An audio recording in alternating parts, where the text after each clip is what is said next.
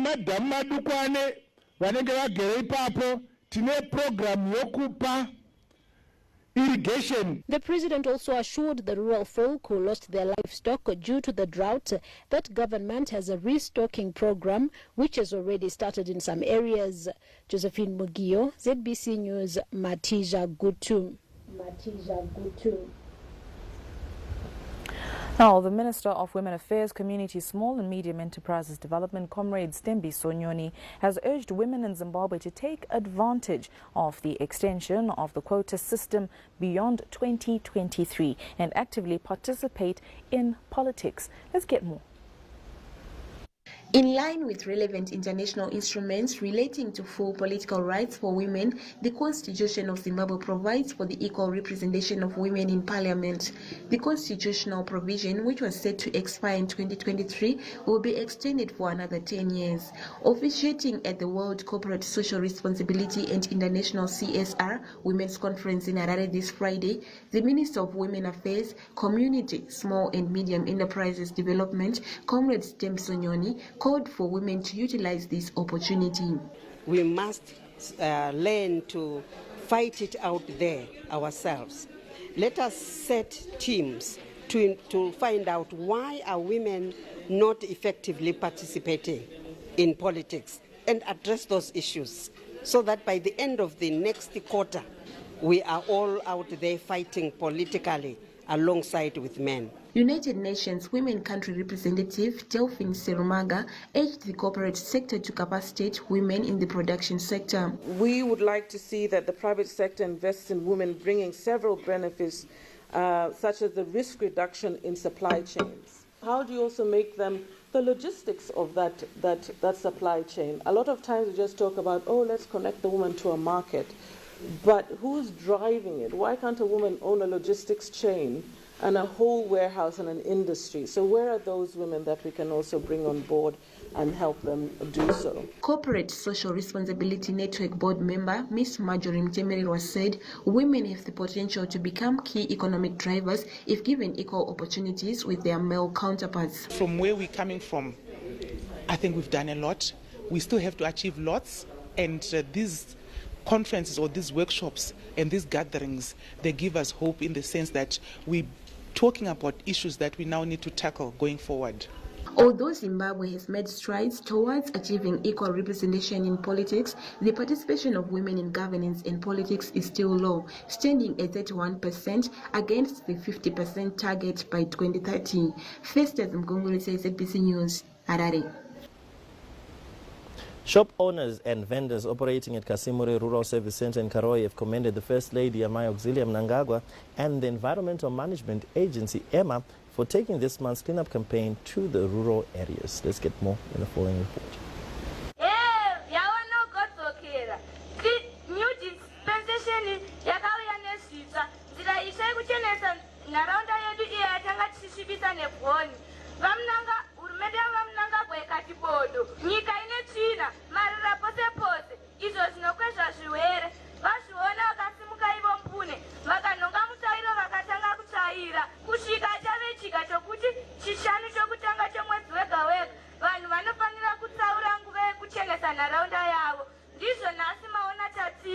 Villagers and school children from Kasimure and surrounding mining areas this Friday took time off their schedules and joined the First Lady Amai Auxilium Mnangagwa in cleaning up the Rural Service Center. Addressing the gathering, the First Lady urged the community, which relies mainly on farming and mining activities, to clean and maintain the environment which sustains them.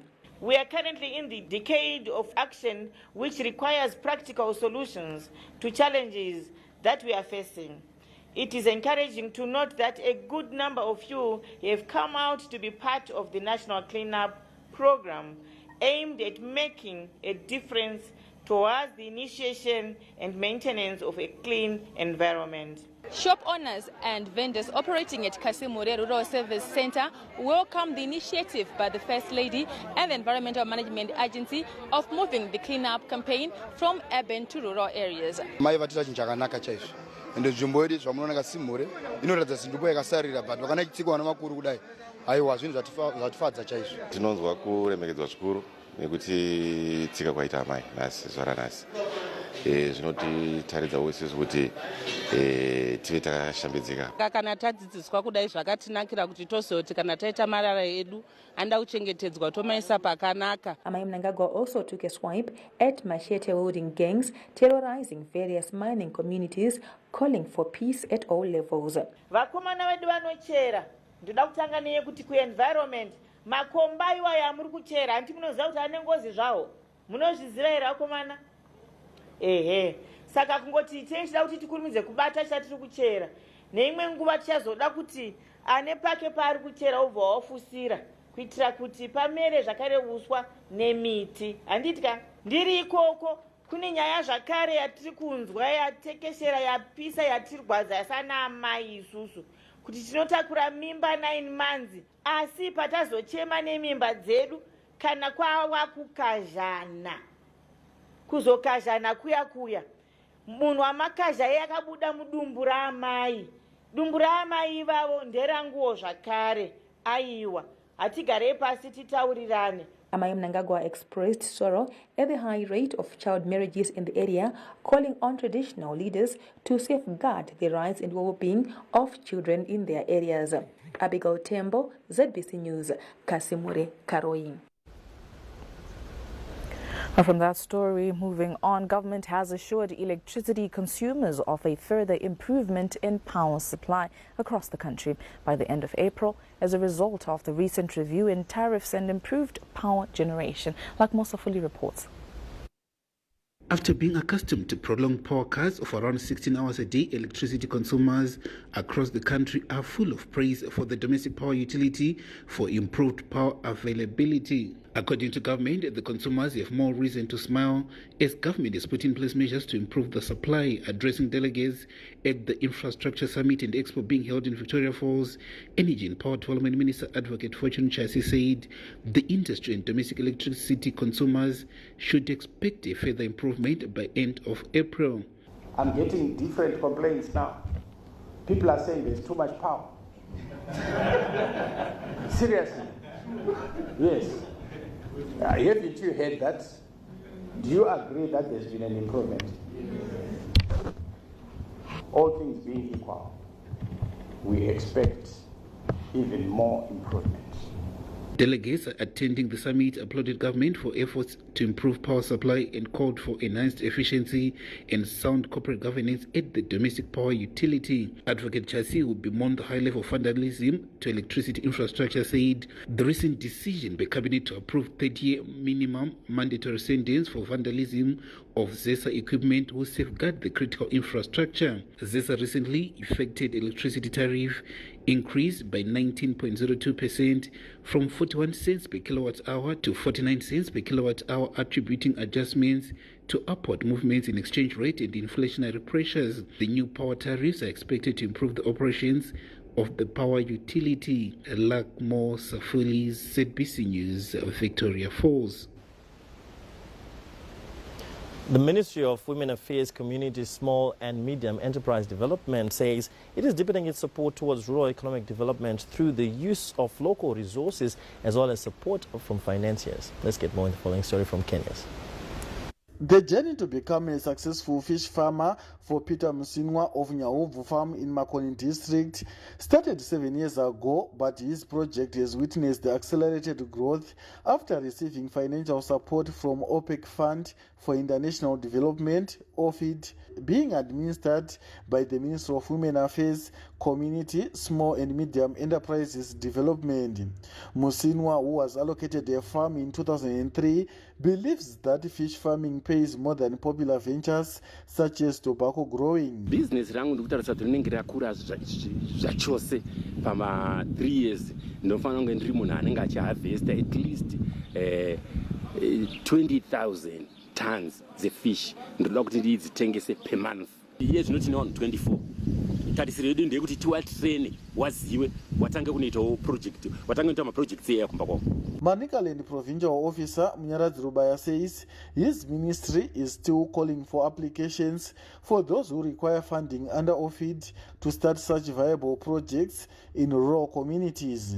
Currently we have used less than one third of the money which means 2/3 of the money is still available. So we are still calling for applications. The Minister of Women Affairs, Community, Small and Medium Enterprises Development, Comrade Stemsonyon, says the agriculture success story bears testimony of government's increased efforts to promote food security and rural economic development through utilization of local available resources. This is a success story because we launched the OFID project in 2018 and it started working in 2019. And I think fishing projects, from what we have seen, are really, for those rural people with water, that's the way to go. We want to improve and to develop rural economies. And the rural economies begin with the local resource base. And the local resource base here where we are is water and land. Minister Nyoni says it is critical to involve and empower communities when investing in rural development projects so that the development is replicated in many places. Kenya's Chifuje, ZBC News, Makoni. Our government says as the region commemorates the Cyclone Idai anniversary, it has prioritized the ongoing reconstruction works aimed at restoring social services and rebuilding the key infrastructure such as bridges which were destroyed in Chimanimani and surrounding areas. The Infrastructure Summit and Expo, which has attracted delegates from South Africa, Zambia and host Zimbabwe, has seen participants stressing the need for accelerated reconstruction work in areas affected by Cyclone Idai in 2019. Transport and Infrastructure Development Minister Joe Bikimatisa said 12 months after the devastating cyclone, government is pleased with the ongoing reconstruction work and commended cooperating partners for their support. We have done most of the bridges. The approaches have been done and they are now pliable. Of course, obviously, we still have other areas that we are working on, but because of these recent rains, work had stopped to allow the soils to stabilize. But we are on course. The access roads that were built to allow relief, we are no more using them. We are now using the actual roads, because those have been rehabilitated. Addressing participants at the same gathering, Local Government Public Works and National Housing Minister Honorable July Moyo said, going forward, there is need for stakeholders to rethink their design and promote climate change resilient infrastructure. As we deliberate, I urge you to also focus on the global developments linked with climate change and the occurrence of natural disasters. And we are recipients of many such natural disasters, whether cyclones or drought.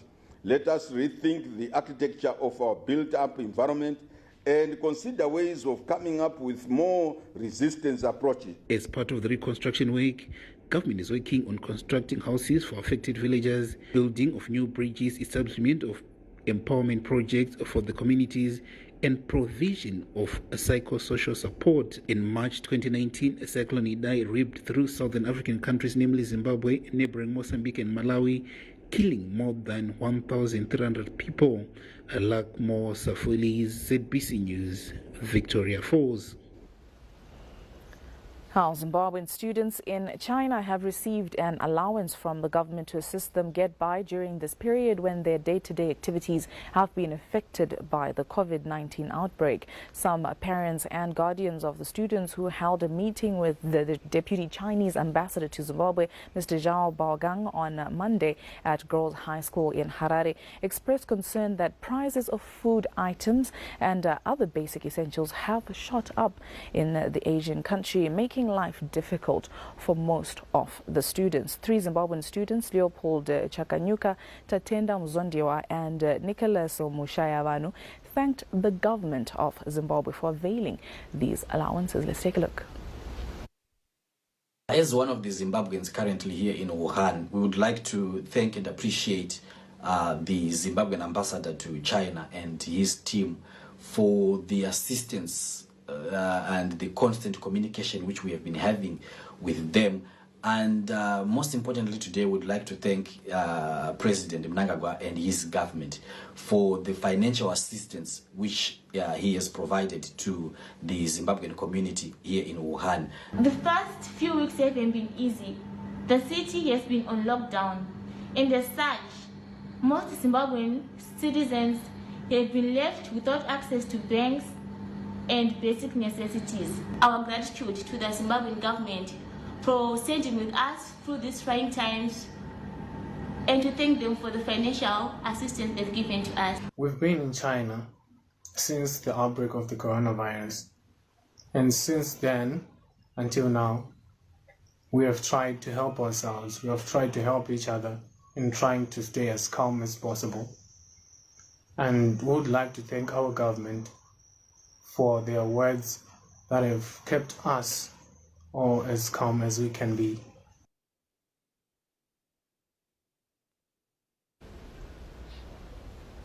Students in China, they're just thanking the government for the assistance that they've rendered to them at this time. The Education Amendment Act has been described as a progressive piece of legislation that promotes the education of the girl child. Kudzai Gumbo gives us more details. The Education Amendment Act provides for free education up to ordinary level, free sanitary wear for girls, and allows pregnant girls to go to school, among other provisions. The Zimbabwe Teachers Association says the new act has created an enabling environment for education. That is what we've been campaigning for years, to have as many students coming into a school as possible, so that they're not prohibited or hindered by some of these challenges that we have. For example, when we talk of the primary school and saying free education, we hope the government will be ready to fund that education. Because when we say free education, we are saying it is only free to the service consumer. But then the provider of that service, who is the government, must find an alternative way of funding. Nyaradzo Mashayamombe of Tege Life says the legislation has empowered the girl child and enhances access to education. It's very welcome, and I think this is a call for the government to now practically put money to education. So we know in the past that there's been a lot of money put towards the human resources, teacher, whatever. But now the government has got an obligation to put real money to learner welfare, to give money to the schools, because they are now expected to accept children who can't pay for school fees. Other citizens are, however, yet to come to terms with the aspect of allowing pregnant girls to go to school, arguing that it might influence other girls to fall pregnant. But zvinokamwe kakumotivate vazvinoita kune vamwe vanga vachitya kuzoita vozoona kufunga kuti still kana ndikaita hangu I will still continue going to school. It's a good thing because ndona like kumusha kwedu you find kuti mwana anogona kutotadza kunyora grade 7 achitoshairwa mari, saka I think zvinhu zvakanaka. While parents have their expectations, legislators believe that they considered the best interests of children in enacting the legislation. Kudzai Gumbo, ZBC News, Harare. The ZANU-PF Women's League executive has been described as a critical pillar of support that keeps the revolutionary ZANU-PF party strong. Let's get more from Peter Chivima. Addressing ZANU-PF Women's League executives at the party's headquarters in Harare this Friday, ZANU-PF National Secretary for Women Affairs, Comrade Mabo Chinomona, challenged women to be the vanguard of the party.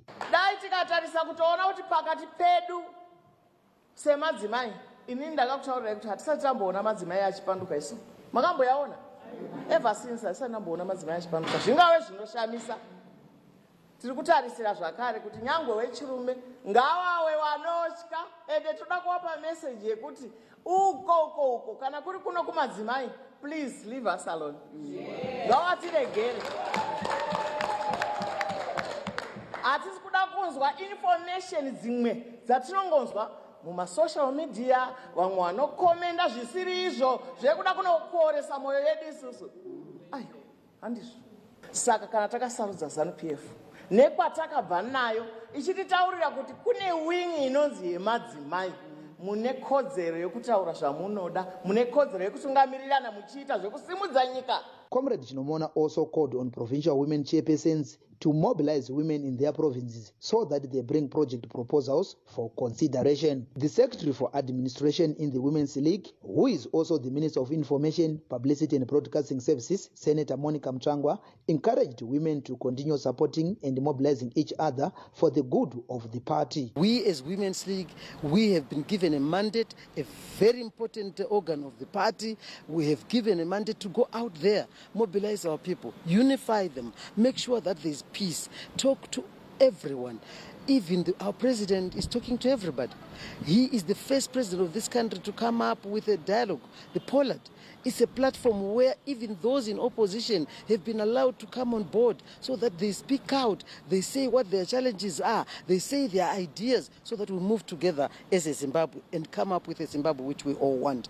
As Women's League of ZANU-PF, our job is to make sure that we mobilize. Senator Mchangwa also spoke on the need for women to preach some of the good works being done by President Emmerson Mnangagwa. We have been confronted as a Second Republic by a lot of problems which we didn't even expect. Now, in the second year of drought, we are seeing our president working hard again to make sure that they import maize, to make sure that nobody dies of hunger. As ZANU-PF women, these are the messages we are taking to our people. We have structures all the way to the grassroots. And this is what we are planning here as Women's League. Our leader has taken it upon herself to make sure that each and every leader, each and every secretary understands her responsibilities. The meeting was attended by provincial women's executives drawn from all the country's provinces. Peter Chivima, ZBC News, Harare. Now, the President, Comrade Emmerson Mnangagwa, says the country is prepared to deal with the COVID-19 caused by coronavirus should there be any outbreak in the country. And the sentiments come amid reports that South Africa has recorded its first case of the virus in KwaZulu-Natal. The precautions we are making as a government is not on the basis that a neighboring country is a case. It is because worldwide the World Health Organization has warned all countries that it is necessary to take precautions against the spread of the coronavirus. So it is not because of what has happened in our region, it is because of what has happened worldwide. We are doing our best to make sure we are prepared to deal with any cases that may arise in Zimbabwe. And the Minister of Health, who is here tomorrow, has requested for financial support to implement that program, and we have supported him with the funds. President Emmerson Mnangagwa, they're talking about how we need to take the necessary precautions in dealing with the issue of the coronavirus. And of course, cases of COVID-19 continue to rise, and 8 countries in Africa have recorded confirmed cases. And now we are joined by the Permanent Secretary in the Ministry of Health and Childcare, Dr. Agnes Mahomva, just to discuss this issue. Thank you so much, Doctor, for joining us here on the main news as we're talking about this pertinent issue, South Africa being a neighboring country to Zimbabwe, very close to home. How prepared are we? Looking at our ports of entry right now, there's so much traffic in between Zimbabwe and South Africa. Thank you for having me, and it's a great pleasure to be speaking to the nation about how prepared we are. Many are very concerned about it, but we are working as hard as we can. We are prepared as much as we can. We are very aware that we still have some gaps here and there because of financial situation that we have, but we have done everything we can. The reason why I say this is because we've had a number of about 5 or 6 suspected cases that have come through our borders. And those have actually been an opportunity because we've had a chance to practice run what we should do if at any point we get a case. So we're very confident. We've put in place everything we can, but of course we continue to strengthen what we're doing. All our ports, for example, anyone who comes in is screened. Your temperature is taken. If you have a fever, you're coughing, you are sneezing, and you look like you're ill, you actually, and you're coming from a country that has got confirmed cases, you are indeed immediately isolated. Wilkins Hospital in Harare is one of the examples, but we've got many other isolation places. If you're coming from a country that has confirmed cases and you don't have any of those signs and symptoms of that associated with COVID virus, we encourage you when you come in to actually self-quarantine. This is where we're saying you should not be moving around. Stay home, just chill it, make sure you get well before you start traveling around. And so we monitor you for the next 21 days. So based on the guidelines that we have been given, and yes, we are following WHO guidelines very, very clearly, and we have confidence that they have used evidence-based information to come up with those guidelines that are leading us. So you're talking about any travel regulations. For example, we just yesterday in the news we were talking about how travel has been limited for specific conferences, except for specific countries in Africa. Some of these travel regulations that have been put in place, and even our surveillance equipment, do we have enough of that at our ports of entry, even at our airports? Absolutely, we do have. As I've said, when you're coming in through any one of our port of entries, we check your temperature to see whether you have a fever or not. We ask you a number of questions to be able to tell whether you've got those signs and symptoms that are associated with COVID-19. But in addition to that, we do have the equipment that screens you. We're delighted to say a lot of people, corporates, have come on board to support us. We have a very difficult financial situation that we're all aware of at the moment, so we struggle to get some of the things that we want. But the little we have, we've made sure we've prioritized, we've made sure that it is being used to the best, in the best way we can for efficiencies, and to ensure that we are able to do what we need to do to screen, to make sure that we can detect. We have test kits that we have been supplied by WHO itself, Africa CDC, the Chinese government, and just the other day you saw the UK government also donating some. So there are a lot of good partners, if you like, that are actually realizing that it's in their best interest as well to help Zimbabwe so that we don't have the spread continuing to spread. We do have partners coming in, we do have the equipment that you're talking about, but there's also the struggle that we have with border jumpers, especially from South Africa. Yes. How are we now dealing with that situation? Can we handle that? Absolutely. Just the other day, this week, in fact, we held an interministerial meeting where our minister was chairing, and we called for that meeting because we very much realized that this is not a Minister of Health situation at all. This is for everybody, all ministries. So the immigration, those who man our borders, the police, and so on and so on. So we are not only just educating the healthcare workers so that they do what they need to do in our clinics, at the ports of entry and so on, but we're educating everybody else. We're working with other ministries to make sure that we give them the right information, to make sure that at those undesignated ports of entry, they know what to do. The people they can and should also be screened. The police are helping us. So we are working as a family in Zimbabwe, and we're very confident that if we continue to do that, and if we strengthen what we're doing as a country, there's absolutely no reason why we shouldn't be able to adequately prevent this coming to Zimbabwe. Of course, there's still that great big chance there. It's now in South Africa.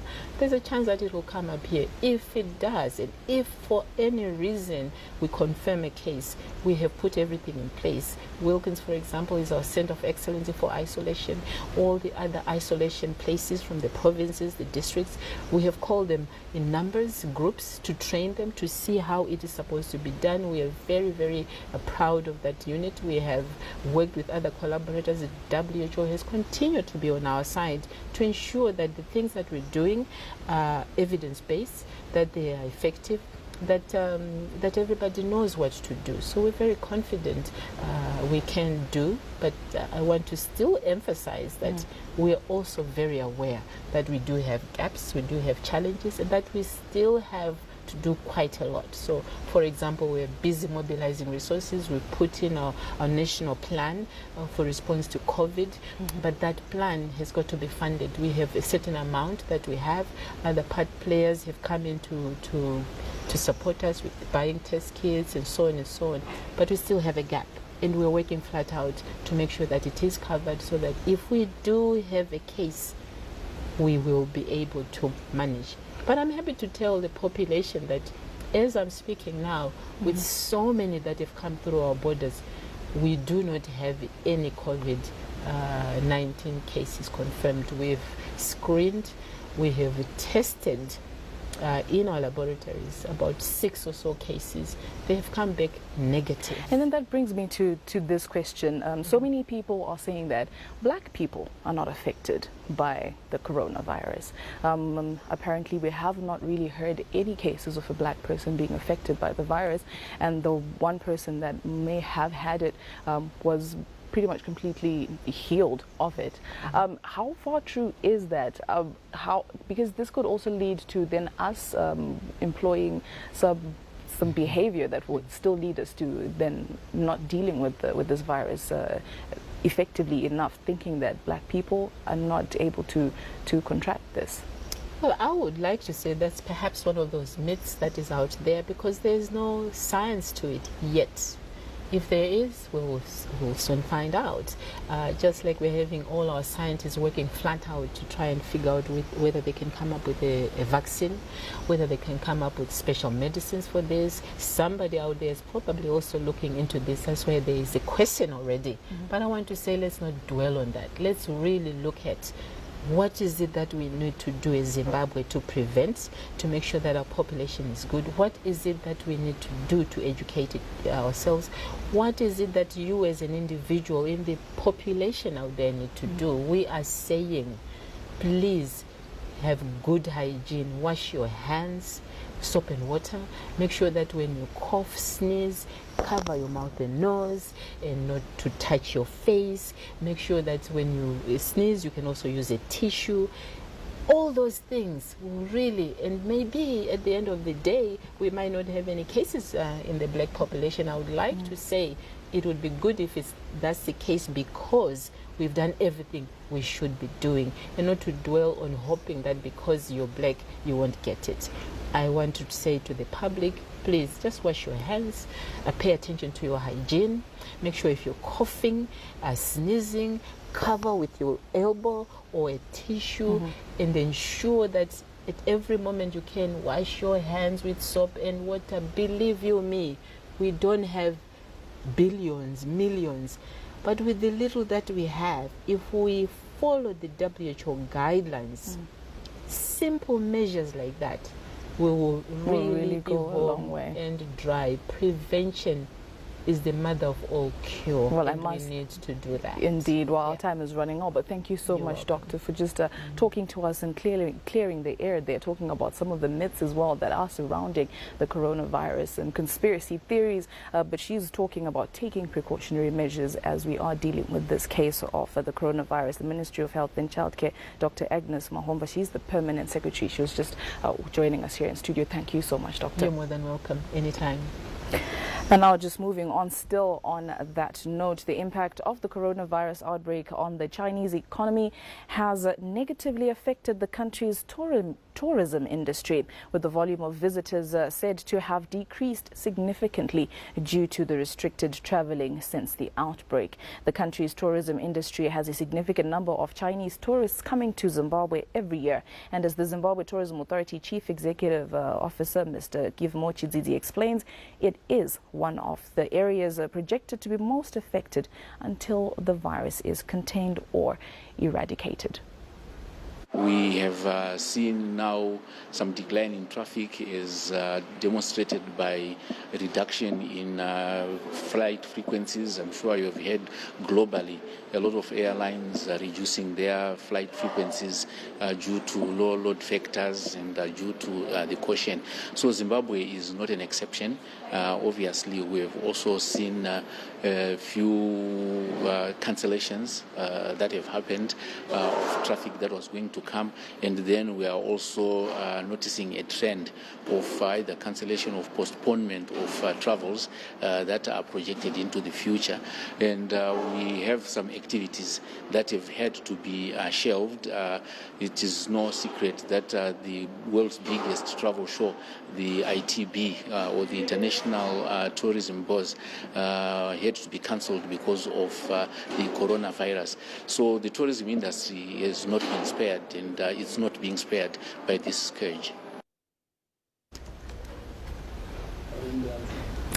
Now, President Emmerson Mnangagwa has officially commissioned a newly constructed mortuary and a refurbished laundry room at Gutu District Hospital. The president also officiated at the groundbreaking ceremony to pave way for the construction of a maternity wing at the hospital. Let's take a look. Vision of quality healthcare services remains a priority for the country, with private and public partnerships having become useful towards achieving this feat. Gutu Central Legislator Comrade Winston Chitando spearheaded the initiative to refurbish the laundry room and build a new mortuary for Gutu Rural Hospital. The first intervention, Your Excellency, is the construction of a mortuary where you will be protected. The second intervention is the construction and equipping of a laundry room. The third intervention, as has been spelled out by the CEO of Zimpla, is the project which on the albinism, which is just mentioned. The fourth intervention, Your Excellency, is we have an organization called Good Network Development, where we have various people who originate from Gutu. We have come together to put money to construct a mortuary where you have had the groundbreaking ceremony. Addressing stakeholders after commissioning the new buildings, President Mnangagwa applauded Zimplats for acquiring state-of-the-art machinery for the laundry room. One would expect, as Dr. Moyo said, that with cleanliness, hygiene standards are going to increase. And with increased hygiene standards, then contracting of diseases will be reduced. Focusing on the maternity ward, which is set to be constructed at the Rural Medical Facility, President Mnangagwa said the more the country has modern maternity wards, child mortality will be reduced. I understand from the Minister of Health that the more we have modern maternity wards countrywide, that reduces child mortality in our country. So it is one of the things, therefore, which I would encourage members of Parliament to make it as a project in their respective constituencies to construct these maternity wards. The president added that servant leadership, where leaders work to improve livelihoods of the people, is key. Meanwhile, Zimplats donated sunscreen lotions and hats to people living with albinism in Gutu. Josephine Mugio, ZBC News, Gutu, Pandawana. Right, so on that note, it's time for us to take a break. But before we take the break, let's take a quick look at the stories that made our headlines tonight. Of course, we've got stories still to come and look at what's happening in the world of business. Zimra pays out over 300 million tax refunds. Now, these refunds are going to industry as well as commerce. That and other stories coming up in business. Then, in our look at sport tonight, the Davis Cup ended in a 1-1 stalemate on day one of action. Now, this is happening at the Harare Sports Club. Make sure you're still tuned in, as Ian will be giving us this and other sports stories on this bulletin. Now, of course, if you want to follow this story, other stories that you've heard on this bulletin, or maybe you might have leads into some other stories of whatever is happening around you, you can call us on 0242-498-603, or alternatively, go on our website, zbc.co.zw. And then, of course, we've got our social media handles. Of course, follow us online at ZBC News Online, Twitter, Facebook, and also on YouTube. We take a break. Stay with us.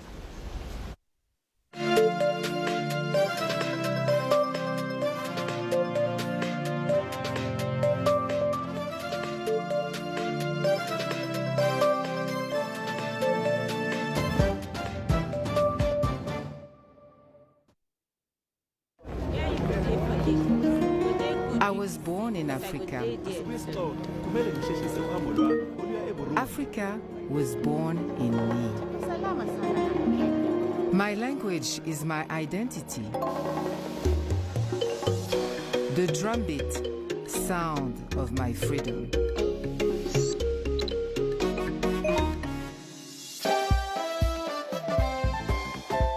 It's the beauty of my existence, the expression of my passion, my dreams, my love, my pride. I am the future, the hope of my continent.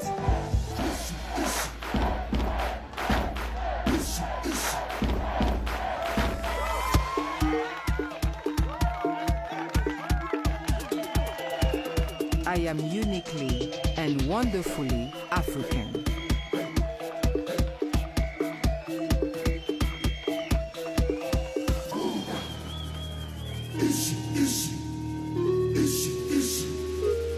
I speak African.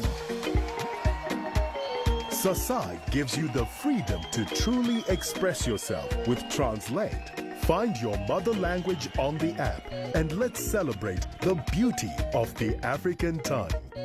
Sasai, you've got the power. Nice bucket, boss. Boss? Me? Maybe I am the boss. Just like a boss. Let's be successful. Cancel the meeting. We need to talk. What would you like to talk about? The new Streetwise bucket for one. It's finger licking good.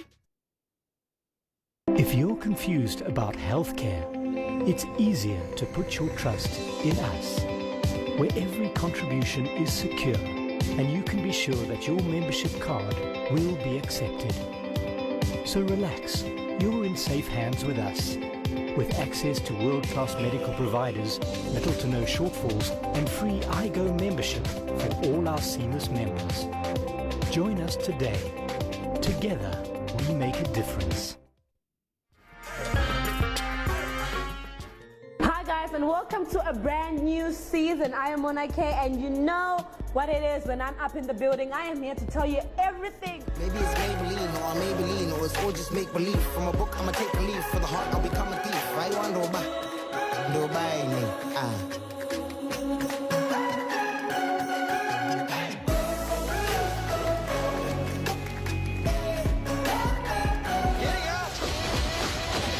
Is that a Glock in your pocket?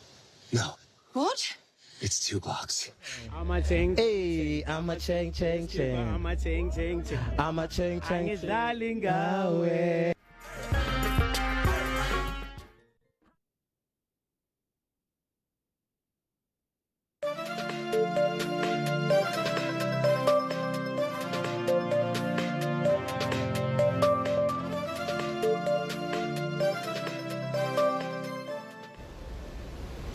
Welcome back to the main news. Thank you so much for staying with us. Continuing with our bulletin tonight, as the nation continues on zero tolerance to litter, a call has been made for the Harare City Council to come up with regulations and bylaws aimed at curbing the littering by vendors. Let's get more in the following story. It was yet another important day for Zimbabweans to continue with the environmental stewardship initiative launched by President Emmerson Mnangagwa in December 2018. The sight of Zimbabweans from all walks of life partaking in the clean-up exercise in Harare this Friday was nothing short of a testimony that the President's vision for cleanliness has been embraced. The Minister of Defense and War Veterans Affairs, Honorable Opamchinguri Kashiri, led her team to Copacabana bus terminus, where they were welcomed by a sorry sight of empty bottles of Bronclear, which is one of the drugs being abused by youths. Honorable Mchinguri Kashiri spoke on the need for uniformed forces to join hands in curbing drug abuse. Brongo yakawanda kudai iri kupinda mumwiri mako.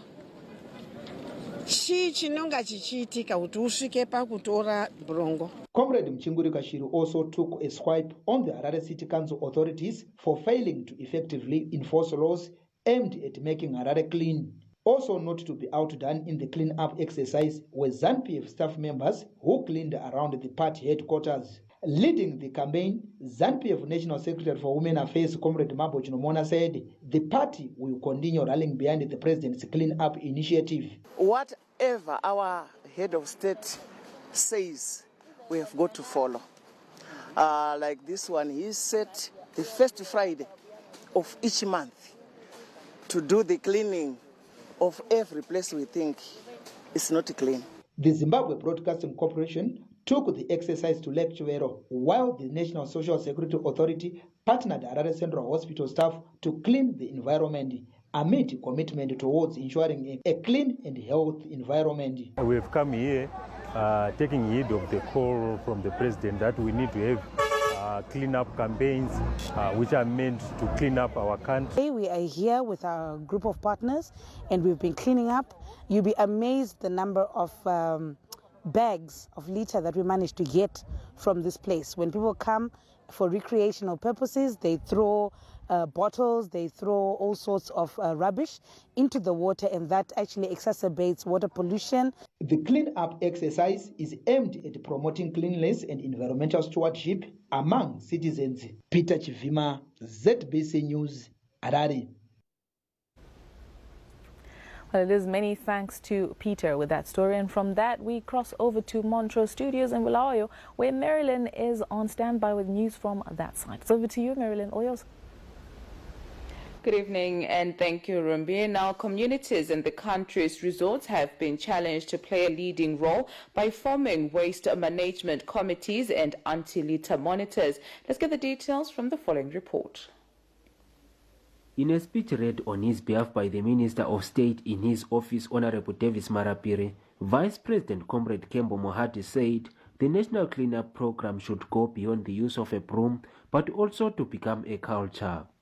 Residents are key in achieving a clean, safe and healthy environment, and they should utilize opportunities, among other things, forming communities-based organizations, waste management committees, and appointment of anti-litter monitors to lead in environmental advocacy. The Minister of State for Matabeleland North Province, Honorable Richard Moyo, commended the National Cleanup Initiative for stimulating a change of attitude towards litter management. This should help every institution, either government or non-governmental, individual or collectively, take matters of environment, cleanliness and waste management seriously. Ngoba siyafikelwa ngama-tourist yethu kufuze bethole ebhinga ku-clean. The event also saw local authorities being urged to grade waste and utilize biodegradable waste. Innocent Nxumalo, ZBC News, Binga. And our cleanup campaigns continued in other provinces. Let's take a look at what transpired in Gwanda, Beitbridge and Gweru. In the national cleanup campaign, with government urging the community to do away with illegal dump sites for the preservation of the environment. The cleanup campaign was led by the Midlands Provincial Affairs Minister, Senator Larry Mavima, who took a dig at the way the people in Gokwe are disposing litter in the area. Patafamba tichichaira, tichifoshora, tichijobora, tichinunga svina. Tamboti, hai, vedwe. Yeah, pane basa pano. Kone kumwe kwata zonzi aiwa pinisa ukochimboreka yakusvika uko. Tikati kosei kwa aiwa tati chimboreka yakusvika ikoko. Zvamunonosangana nazvo zvinenge zvakawanda ikoko. Ndoda kukurudzira kanzuro yavagwanzura namakansula zose kuti vedwe vakaye ma-public toilets. Chief Njelelo of Gokwe, who also attended the exercise, said communities are becoming conscious on the need to keep the environment clean following the launch of the program. Vanhu vedu vadzidza vakuziva kuti utsanana unokosha ende vakutya ukangoita uchapa unonzwa uchitaura nyaya kuti pane unoita korera unoita zvakati hatiteereri zvakataurwa nemutungamiriri wenyika saka vanhu vari kubata program izvakanaka but inoda kusimbiswa kuti varambe vachiita tichaverengere kuti inoitwa nangana kwazvinoitwa nangana. While heads of various government departments, local authorities and tertiary institutions in Gwanda town put their work on hold this Friday morning to join the rest of the country in a national cleanup exercise, there was a low turnout of local residents. It is not the first time that residents have been conspicuous in their absence during the cleanup campaigns, and the local leadership is disappointed. The Minister of State for Provincial Affairs and Devolution, Comrade Apendiko Ncube, who was leading the program, said he will soon be engaging local councillors on the issue. I know they are very committed, but they need the support. Ngoba ama residency linjani libanengi kakhulu ngitsho ama residents angasiwo sisebenzi kahulumende abayiwo abangcolisayo khona lapha ngitsho lasedorobheni ngale. Meanwhile, Lutumba Growth Point, which is generally filthy, was a hive of activity as people of Beitbridge led by example to clean the place. As part of the national process of keeping the country clean, Beitbridge East legislator Comrade Albert Nguluve said the Beitbridge community must be clean all the time. Clean and harsh road. Such as you for clean. Una burwadzo zvinona flu dono for coronavirus. And pano we are actually I don't know what to say because rimnangano wayo mudo wofio ono muna mti confirm South Africa seri rimnangone ne so ndikombira ni so farana zanda siri madwano mara zvikubvaga zvibvanga uri une wadzura hone ufana rute mini ribukline siri mara ndiko appeal to the community ya Beitbridge. Yes, the president said the first Friday of each month. Why can't we say every Friday or every weekend in each ward we do what? Our own cleaning. Then we only meet at the end of the month. But at least in each ward we do what? Our cleaning.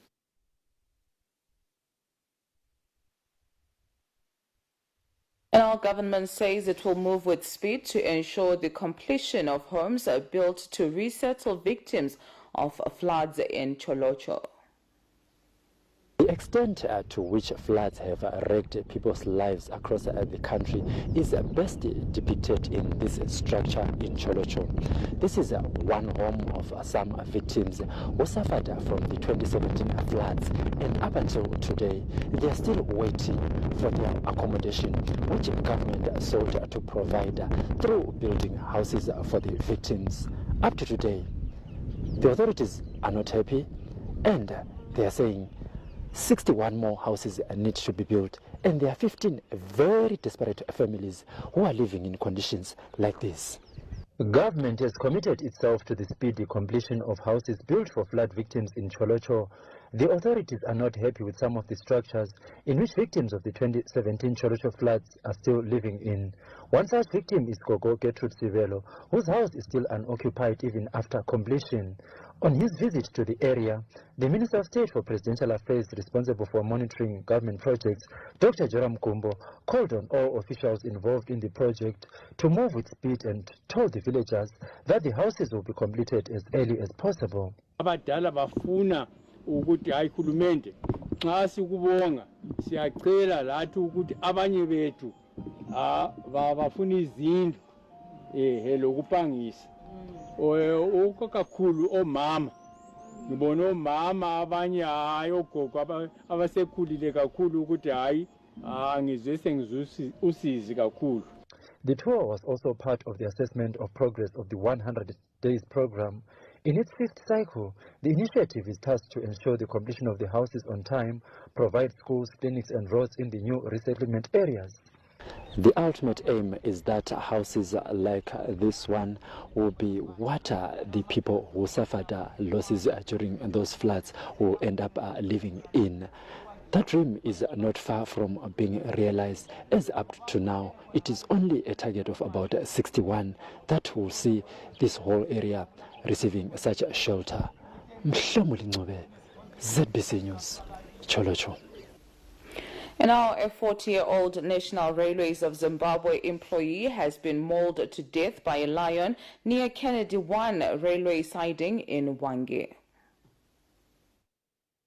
The man, identified as Thomas Mpusa, was reported missing on Tuesday this week. He has been found dead after a lion attacked him, according to information from the Zimbabwe Parks and Wildlife Management Authority. The deceased is said to have boarded a passenger train at Data Station on Tuesday, with his destination being Kennedy 1 siding. On approaching Kennedy 1 siding, it is reported that the train had to stop approximately 1 kilometer from the station in order to give way to another train which was heading towards the opposite direction. It is suspected that the deceased got off the train into the bush on the national park side. According to information from Zim Parks, investigations of the paw prints show that a lion charged on Mpusa, who is suspected to have been killed as he tried to cross the railway line while fleeing from the big cat. Zim Parks Public Relations Manager Tinashe Farrow described the incident as unfortunate, adding that human-wildlife conflict remains a source of concern. So we can confirm that there was an incident on Tuesday where a man was attacked and killed by lions. Our investigations have shown that it was a male lion which attacked and killed this man. It is an unfortunate incident that another life has been lost in a case of human-wildlife conflict. I think you need to understand that in 2019 we lost about 38 lives and several others were injured in different cases of human-wildlife conflict. And we've always said this is an indication of showing that our animals have exceeded their ecological carrying capacity, and at the end of the day they are now invading human settlements in search of water, in search of food. It's really an unfortunate incident. Mpusa's body was discovered on Thursday about 15 meters from the railway line. Meanwhile, the body has since been taken to United Bulawayo Hospital for post-mortem. Statistics from Zim Parks show that a total of 38 people were killed by wild animals last year in nearly 1,000 incidents of human-wildlife conflict cases recorded last year. Lakmo Safuli, ZBC News, Hwange. And on that said note, we are off to a break. More news comes through from Pocket Hill Studios in Harare. Marilyn Gwenya from myself and the Montrose crew. Good evening and to stay tuned.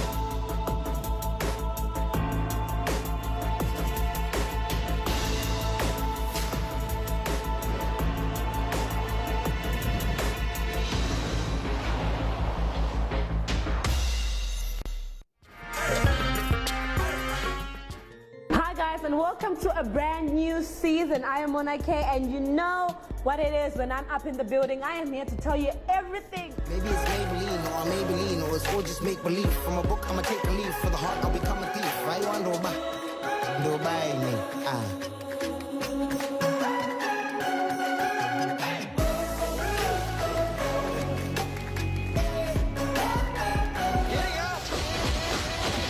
Is that a Glock in your pocket? No. What? It's 2 Glocks. I'm a ching. Hey, I'm a ching. I'm a ching. I'm a ching. Darling, away. And you did get on money as we go. Guy into the Matmambo, Skamtanda, dance with Skamtanda. Alright. She won't be city pandiri. She was a good in the going from the bad energy. I just. Hello, Dini. What do you want, Dini? Thank you. Hello. Hello.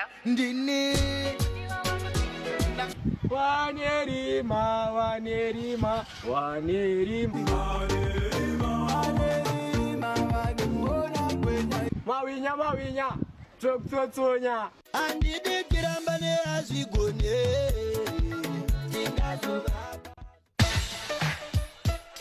Attention liquor sector stakeholders. ZBC and the Liquor Licensing Board have entered into a compliance promotion partnership. Stakeholders in the liquor sector are being informed that the renewal period for liquor licenses for 2021 starts from 1 November 2019 to 31 January 2020. All applications received after 31 January 2020 will attract monthly penalties. Applicants are encouraged to adhere to the conditions of renewal. The conditions of renewal are as follows: attach current health inspection report, attach current liquor license, attach ZBC licenses clearance certificate obtainable from all ZBC offices. For more information, visit the Liquor Licensing Board website zimeservices.pfms.gov.zw or visit our provincial offices housed under the Ministry of Local Government, Public Works and National Housing, or you can call Harare number 0242 704 571. Avoid unnecessary inconveniences. Pay your ZBC licenses and renew your liquor license now.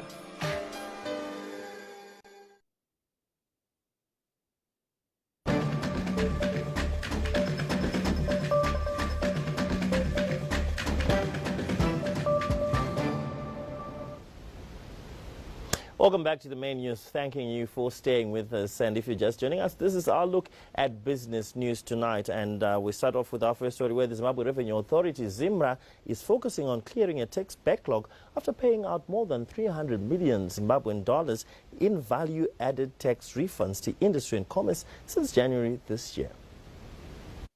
Companies that pay in excess of the stipulated taxes have been facing challenges over later refunds. However, government revenue collector, the Zimbabwe Revenue Authority, ZIMRA, has been directed by the Treasury to consider urgent repayment of excess funds collected from taxes.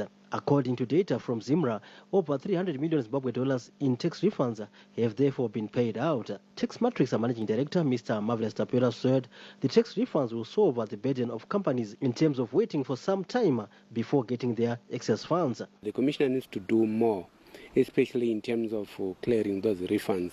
In a few months or so, it has been taking a long time to clear the refunds. And in this given environment, it's very difficult for businesses if they are going to keep their money with the fiscals for more than 2 months, later on, even a month. So I think it's very important that they should be, the Commissioner should be looking at clearing those refunds. Industry and Commerce recently argued at a tax conference that delays in the refunds were affecting viability of some companies. Stanley James, ZBC News, Harare.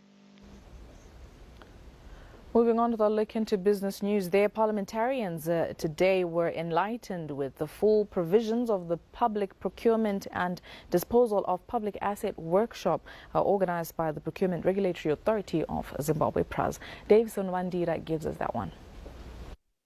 The workshop was done to fully capacitate and prepare parliamentarians with the main provisions of the Public Procurement Act so that the legislators may execute efficiently and effectively their oversight role on government operations. Chairperson of Parliamentary Committee on Budget, Finance and Economic Development, Honorable Felix Mona, said as parliamentarians they have immensely benefited from their interaction with the PRAZ and polished a number of grey areas in respect of disposal of public assets as well as government tenders. Section 298 of the Supreme Constitution, it talks about transparency and accountability in financial matters. And I'm glad that now as honourable members we are gathered here so that we are capacitated in terms of how best we can do our oversight, how best can we do a follow-up, and then do feedback to the various constituents that we come from. So today we are going through the issues to see how then do we dispose public assets. Procurement Regulatory Authority of Zimbabwe Chief Executive Officer Mr. Nyasha Chizu said the workshop articulated in detail the application and function of the Public Procurement Act with the aim of bringing transparency and accountability. The blame has always been the Procurement Regulatory Authority is the stumbling block in the implementation of projects necessary for service delivery.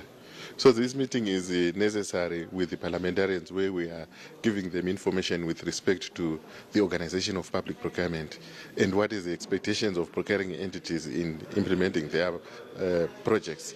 So it is becoming clear within the discussion that the Procurement Regulatory Authority is not a stumbling block, but we are only there to facilitate, through the implementation of the Act, the various procurement projects that are supposed to be done through the various ministries and departments and agencies. The new Public Procurement Act seeks, among other objectives, to totally eliminate controversy, especially around government tenders, by enhancing transparency.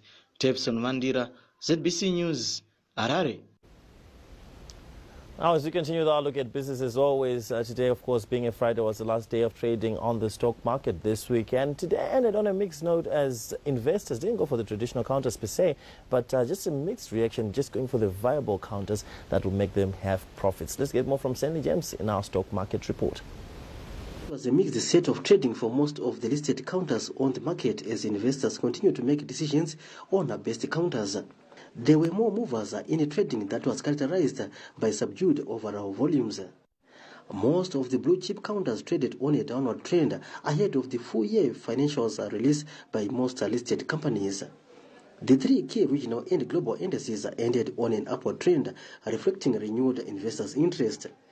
The Zimbabwe dollar ended the week on a steady trend despite having incurred marginal losses against major trading currencies. Crude oil prices ended on a low note, as well as platinum prices, despite a rise in global prices for gold. Stanley James, ZBC News, Harare. And that look at the stocks, capping off our look at what's happening in the world of business. Let's delve into the wonderful world of sport.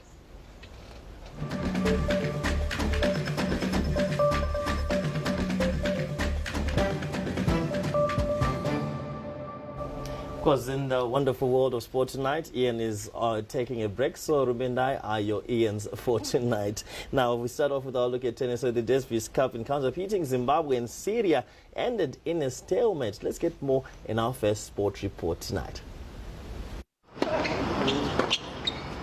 It was a day of mixed fortunes for the Zimbabwe Davis Cup team at Harare Sports Club on Friday. After coming in as a replacement for injured Takanyi Garanganga, Mehluli Sibanda found the going tough in his contest against Hazem No. Sibanda lost the first set 6-3 before going down to a similar scoreline in the second set as Syria took a 1-0 lead. In the second contest, Zimbabwe's top seed Benjamin Locke faced Ameno as Zimbabwe looked to level matters.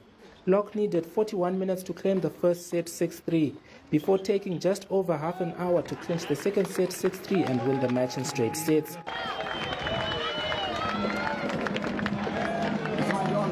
Benjamin Locke was pleased to help Zimbabwe level matters, while Syria's top seed Hazem No was confident heading into day two. We had a tough start and they went up 1-0, so the pressure then shifted from them to us. So I knew there was a lot riding on the match today. You don't want to go down 2-0. So in the beginning, of course, there's always some tension, and I think there was a little bit extra today because of the position we were in. But that's part of the sport. My opponent was a really good player.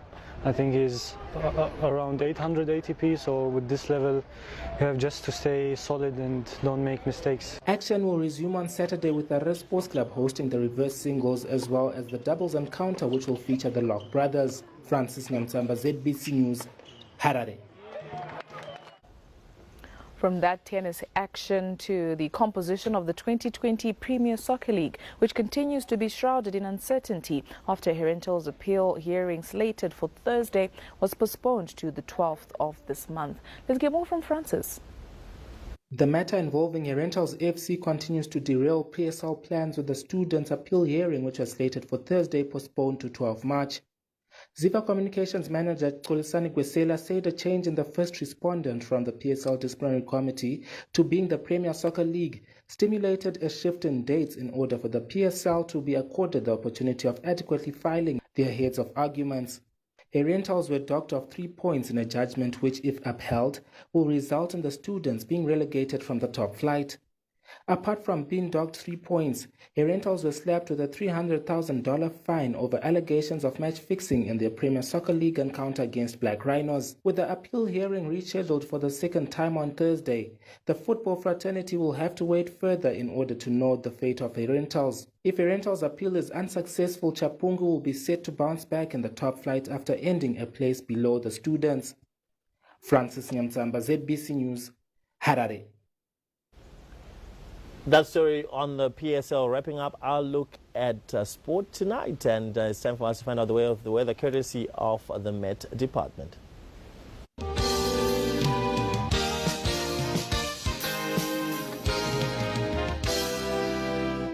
Good evening, hello and welcome to tonight's weather report and forecast. Hope you've had a beautiful day. It was rather warm and sunny across much of the country with most of the moisture just over the northern parts. But by afternoon we had a bit of drift of moisture from the southeast of the country, leading to cloudier conditions by evening over much of the country.